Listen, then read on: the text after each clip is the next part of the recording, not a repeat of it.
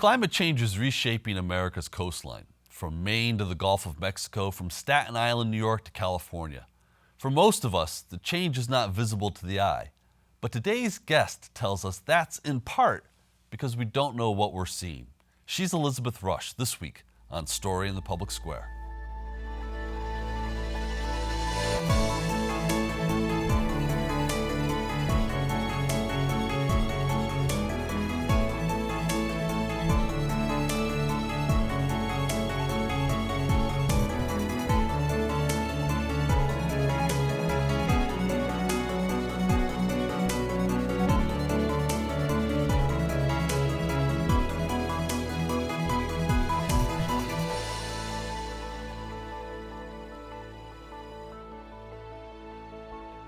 Hello and welcome to Story in the Public Square, where storytelling meets public affairs. I'm Jim Ludis from the Pell Center at Salve Regina University. Alongside me is my friend and co-host G. Wayne Miller of the Providence Journal. Each week we talk about big issues with great guests, authors, journalists, artists, and more, to make sense of the stories that shape public life in the United States today. To help us this week, we're joined by Elizabeth Rush, who is the author of a powerful book titled Rising: Dispatches from the New American Shore, a finalist for the Pulitzer Prize. Elizabeth, thank you so much for being with us. Thanks for having me. And congratulations. Really, this is we talked about this a little bit back in the green room, but I wish I wrote like you. And this is just beautifully written. Beautifully written and just a remarkable book. I'm curious though, the inspiration for writing it, where did that come from? You know, initially, I started reporting on sea level rise back in 2011. I was sent to the India-Bangladesh border by an international newspaper to do a story on the India-Bangladesh border fence. And interestingly, in Bangladesh, everyone told me, you know, the fence isn't really a problem. You can bribe your way through. You can walk through under the cover of darkness. The real issue is this arrival of saline in the aquifer and how it's decimating our crops and leading to widespread displacement. And I remember coming back to my editor and saying, like, okay, well, you know, the fence is important, but I'd also really like to get a significant amount on the page about sea level rise. And they gave me like 200 words. They gave me a sidebar, but that felt really sort of disproportionate to the threat that I was seeing unfold in front of me. And so I started to cover sea level rise more regularly, and I found that often you would run into this problem that to get it in the newspaper, you'd get a little tiny story, or you'd have to write it in really deeply apocalyptic terms that didn't map onto the lived experience that I was seeing in these frontline communities struggling with sea level rise in the present tense. And so when I realized that my journalistic register kind of didn't map what was so moving to me in terms of my field research, I started to apply for grants to work on a longer, bigger project about sea level rise. And so you've mentioned register. So I think about that in terms of music. You've written this with a very lyric style. Absolutely. Why? In part, because I believe in the power of language to enchant us. I think that sometimes we write about climate change in this very scientific register, and that dulls people to the dynamism at the heart of the changes that are taking place all around us. And so I thought this kind of lyricism might be able to wake us up to see really this incredible planetary transformation that we're living through. So I want to ask, just sort of, because I found this fascinating. So in the journalism that you were doing as a freelancer, it was sort of straight journalistic reportage, right? Absolutely. Was this a tool in the toolbox that you reached for in terms of, I'm going to tell this story with a certain voice because that's going to capture the power of it more fully than a straight journalistic account? I think so. Originally, I was trained as a poet as well. So there was some part of me that, quite frankly, turned to journalism out of necessity. In order to get paid to write, I had to write in a journalistic register. I remember the first poem I sold for $35. And the first article I sold for a couple thousand, and I was like, oh, well. Look at that. That was a simple decision. Yeah. And so there was some part of me that, it felt like a bit of a homecoming to be able to meld together that poetic voice that I had so loved in my training, and then to meld that with the kind of journalism that I was doing. So Jim used the word lyrical, which is entirely accurate, and you used the word enchant. What do you mean by enchant? It's an enchanting word itself, if you'll pardon a bad pun. Absolutely. I think at this deep level, we live in a moment where many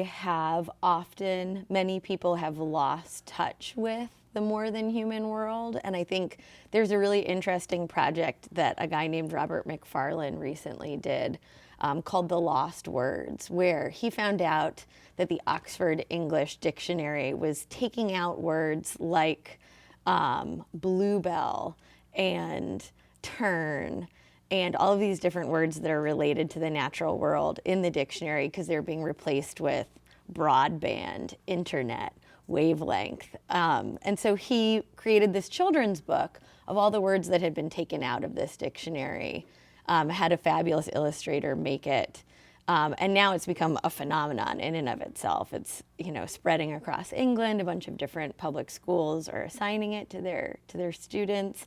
And his proposition is something that I really believe in, that in order to fall in love with the more than human world, we need to have the language that describes that relationship. And I think that we live in a moment where we've lost a lot of it. We've lost our connection, and I think that that's partly a linguistic problem. So I do believe that some of the words that I excavate in this book, this way of talking about, writing about our relationship to the more than human world, is also about sort of re-enlivening that relationship and making us be enchanted by it once again. So why have we, or many of us, lost that connection, that relationship? I remember a conversation I had with someone who actually appears in Rising, Laura Sewell, who's an eco-psychologist by training. She says that, we live so much of our lives looking at a screen that's 16 inches in front of our faces that we're actually losing the physical ability to see with great depth of field, to be able to walk into a space and read it visually, from movement that can happen really close to you to seeing the line of trees on the horizon. She says that we actually have lost some of that ability because of the technology that we're so dependent upon. And that screen also has an addictive element for many people. Absolutely. So once you get drawn into that world, that becomes, to an extent, your world. Absolutely. I have a rule in my house that I'm not even allowed to turn on the internet before 10 a.m. if I want to get any good writing done.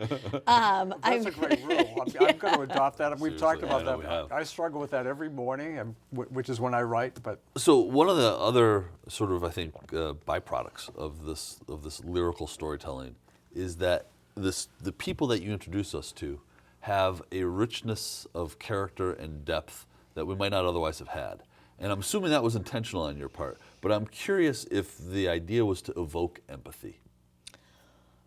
Absolutely. I think that, the 7 years that I spent writing this book, as I reflected upon what most moved me, the more as I learned about sea level rise and its early impact on coastal communities, I realized that it wasn't the scientists saying 6 feet of rise by 2100.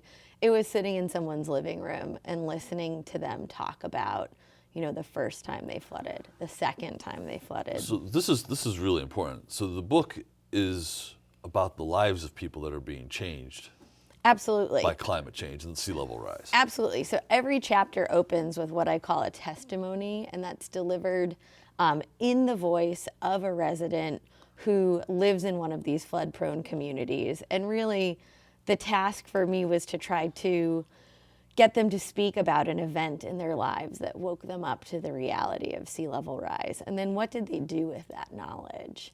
And so I found in these stories both stories of tremendous loss, but also sometimes stories of empowerment, that you can't just live in that space of mourning and devastation, that there is always sort of a pathway away from that. And that's something that I also think is really important in terms of what the book hopes to accomplish. It's a story about sea level rise, but it's also about rising into awareness, rising into power, understanding that we're not alone as we struggle with coming to terms with climate change. That's something that is increasingly a vulnerability that we share. Why your decision to focus on America? We've had other great environmental writers on the show, Elizabeth Kolbert, just to cite one, who takes a more global approach. But you've written globally, but you decided to focus on America. Why? You know, when I was in Bangladesh and saw the early impacts of sea level rise on Bangladesh, that completely changed my thinking about climate change, that, okay, it's not a problem for the future, it's happening now in the present tense. And yet I also knew, you know, that if there was one climate change cliche, it was a drowning Bangladesh. And I thought to myself, if it's happening there, it has to be happening here as well. And I felt like it wasn't getting the same coverage. So really I set out, that was like one of the first rules that I put in place when writing Rising. I'm gonna write about it at home in our backyards, to try to make that problem, this problem that can feel sort of abstract or distant, feel much closer to your everyday reader in the United States. And so when we talk about sort of the case of Bangladesh, people talk about climate refugees, but you're telling us that there are climate refugees in the United States right now. Absolutely, there are climate refugees in the United States right now. We don't often hear about them or think about them in those terms, but you know, if you took an aerial photograph of Louisiana over the last 50 years, you would watch the you'd watch the coastline disintegrate. And you can go to these towns in the Louisiana bayou that have just hemorrhaged inhabitants, you know, gone from 3,000 people to 1,000 people to 300 people through a series of storms, through a series of losses that are both climate change, but also oil and gas industry degradation of the wetlands. It also has to do with the damming of the Mississippi and the withholding of silt behind all of these different dams along the Mississippi. But the reality is, you know, we have thousands of climate refugees in the United States, and that number is expected to, you know, only continue to rise in the coming decades. So taking again the case of Louisiana, where do these people go? Or where did they go? Where are they going? Where will they go? So there's not a ton of great research on that. That's one of, I think, the early things that's missing in terms of understanding climate change and its impact. My anecdotal evidence says, you know, they go everywhere from 5 miles inland to live with their uncle, to 50 miles inland because there's a job in a big city, to you know, 200 or 300 miles away. We see with Hurricane Katrina, that's one place where we do have a little bit of tracking. People displaced from New Orleans during Katrina often went to Houston. And then we see that they're displaced again by Harvey. They often move into lower income, flood prone communities and then find themselves again sort of on the front lines of these storms. So a lot of these people are economically disadvantaged. They come from fishing communities. We're not talking about Silicon Valley where they have software degrees. So when they move, they don't have necessarily the skills or the expertise to get a good, decent paying job. Am I making a correct assumption here? I think one of the things that most surprised me when I started writing Rising was that, you know, part of me thought, okay, if I'm going to write about the early impact of sea level rise on the United States, I'm going to find myself in wealthy coastal communities, second homeowners, touristy places. And it turns out that a lot of the lowest lying land, a lot of the most flood prone land is often inhabited by lower income, marginalized, disadvantaged communities. Everyone from indigenous populations that sought wetlands out because they were literally land that wasn't desired by anyone else, to refugee and escaped slave, runaway slave communities that ended up in wetlands because they could use them as a kind of invisibility cloak, which would offer protection. In big cities, you see working class communities living atop this land that used to be considered so wet it wasn't even land. So I think you're absolutely right to point that out. I would say also, though, that, in the process of relocation, when that happens, these are also some of the most resilient people I've ever met. They're people that are used to adapting to a changing world. And so in some ways, I think they have a lot of skills that the rest of us maybe don't have in terms of thinking about what we need to develop to live through climate change. Yeah, so the reception for your book has been remarkable, and we should note that you're here in conjunction with Read Across Rhode Island and the Rhode Island Center for the Book. Rising is the statewide read in the state of Rhode Island. I'm curious, when you wrote this and you thought about the audience, what did you want the reader to take away from the book? I think initially I had a couple aims. One was to something we've sort of touched upon, to say that climate change is neither just a problem for the future nor a problem for faraway locations. It's happening now in the United States. I wanted to teach people to be able to see it. So I think one of the issues with climate change is that, we talk about the fact that the world has warmed by approximately 1 degree since the start of the Industrial Revolution. And what does that feel like? 1 degree is very hard to point to. That's the difference between 97 and 98 degrees. I can't identify that difference. But we can see the early impacts of climate change manifesting all along our shorelines, because as sea levels rise, species that are supposed to live in these tidal wetlands that have a very particular kind of water that they like to live in terms of its salinity, they're starting to die as the salinity increases. So to teach people how to see, these giant dead trees along the shoreline as markers of the changes that are taking place all around us, that was a goal. And then a third goal, which really developed in the writing of the project, was to be able to identify the ways in which climate change does impact the most vulnerable amongst us,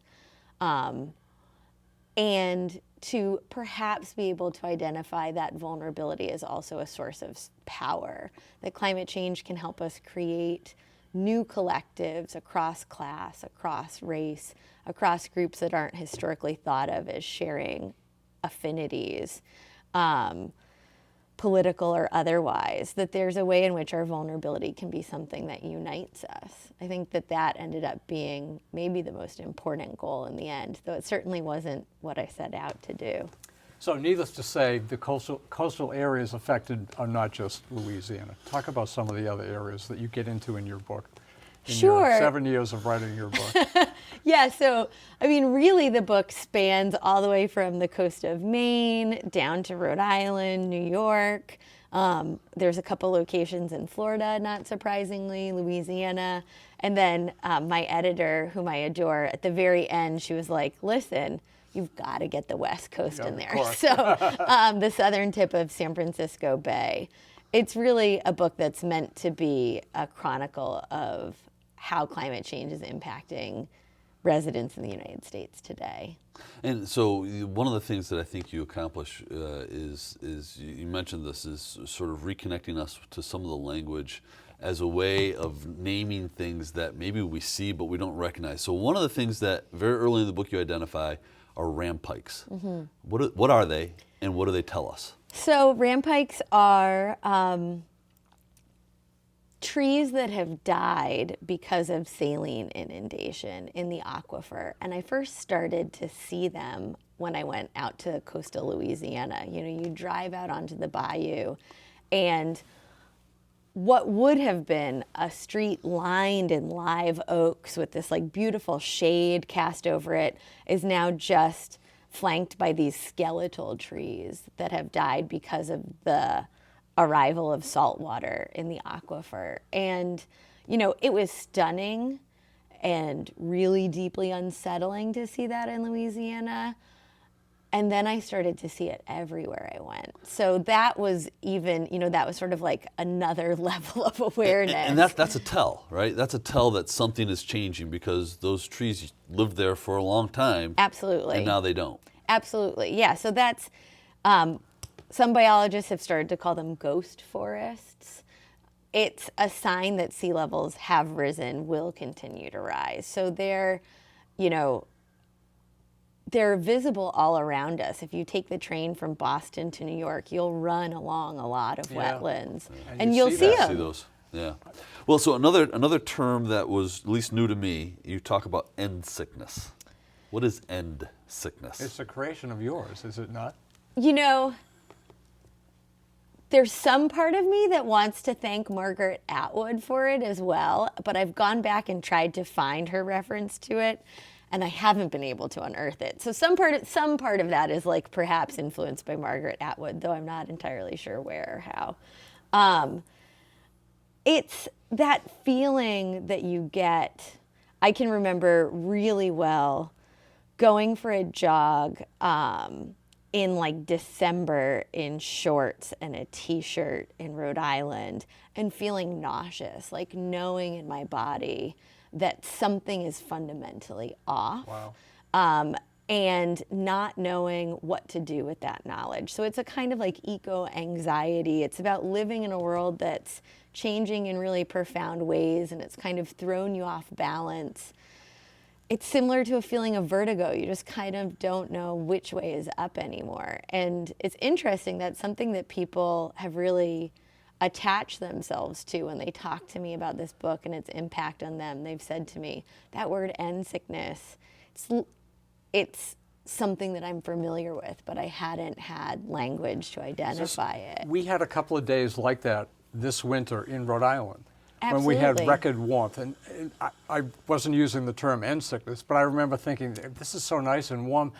There's something not right about this. In January to have 60 whatever degrees. 70, yeah. 70. We hit 70 on one day. Yeah, so it's That's about what you're living talking in about. the end of one world and not knowing how to make sense of it and not knowing how to make sense of what's coming up. Absolutely. You describe this in one passage in the book, and you're in a kayak in the Gulf of Maine. Yes. And you describe sort of what the end sickness that you felt in that moment, but you also walk the reader through sort of a sequence of thoughts. And there's a passage in the book, and I was hoping we could get you to read that for us. Because the Gulf of Maine is warmer than ever before, the bottom-dwelling cod, pollock, and winter flounder are pulling away from shore. Because the Gulf of Maine is warmer than ever before, the shrimp fishery has been closed for years. Because the Gulf of Maine is warmer than ever before, phytoplankton are disappearing, green crab populations are exploding, and sea squirts are smothering the seafloor. Because the Gulf of Maine is warmer than ever before, the lobster are moving into deeper, cooler waters, keeping the lobster men and women away from home for longer.